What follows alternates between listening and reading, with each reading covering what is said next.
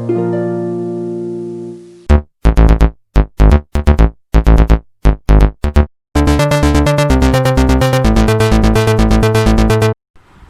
बच्चों, a very good morning to all of you. आज हम क्लास 10th के चैप्टर 3 की एक्सरसाइज 3.3 करने जा रहे हैं, जिसमें रैखिक समीकरणों को बीजगणितीय रूप में हल करने के लिए एक विधि बताई गई है। इस विधि का नाम है प्रतिस्थापन विधि, और जिसे इंग्लिश में सब्स्टिट्यूशन मेथड भी कहा जाता है। तो एक छोटे से एग्जाम्पल के तौर पे मैं आपको इस विधि के बारे में बताऊंगी कि इसे किस प्रकार से किया जाता है।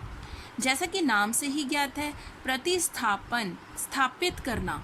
ठीक है, देखिए अब जैसे हमारे पास ये दो रैखिक समीकरण दिए गए हैं, तो यदि मैं सेकंड जो रैखिक समीकरण है x + 2y = 3, यदि मैं y को उधर ले जाकर x का मान या x की वैल्यू प्राप्त कर लेती हूँ और फिर इसको इक्वेशन नंबर 1 में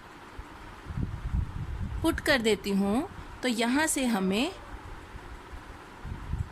ये देखिए, अब यहाँ x के स्थान पर हम x की वैल्यू रख देते हैं 3 - 2y - 15y = 2। तो अब पहले इस ब्रैकेट को सॉल्व करेंगे। 21, पहले 7 को 3 से मल्टीप्लाई, देन -2y से, -14y - 15y 2 का 2। अब जो हमारी कांस्टेंट टर्म है, इसको हम राइट साइड ले जाते हैं। अब आप देख रहे हैं कि इन दोनों को सॉल्व करने पर दोनों ही माइनस की टर्म्स हैं, तो ये आ जाएगा 29y, और 21 को हम राइट साइड ले जाएंगे तो ये हो जाएगा -21। तो -29y = अब माइनस और प्लस है तो -19 हो जाएगा, माइनस से माइनस कैंसिल हो जाएगा।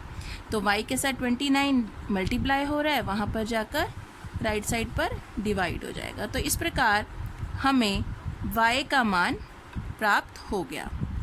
अब यदि हमें y का मान प्राप्त हो गया और हम इस y के मान को x की वैल्यू में पुट कर देते हैं, put in value of x, तो हमें क्या प्राप्त होगा? 3 - 2 × 19/29। ठीक है बच्चों, तो इसे सॉल्व कर लेते हैं हम।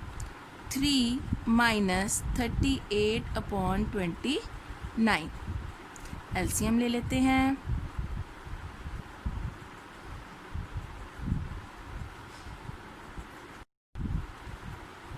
तो 29 × 3 87 - 38। तो इस प्रकार बच्चों हमें क्या प्राप्त हुआ? 9 और 4, 49/29।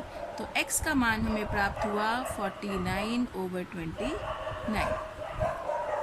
तो इस प्रकार बच्चों हमें x और y दोनों के मान प्राप्त हो गए।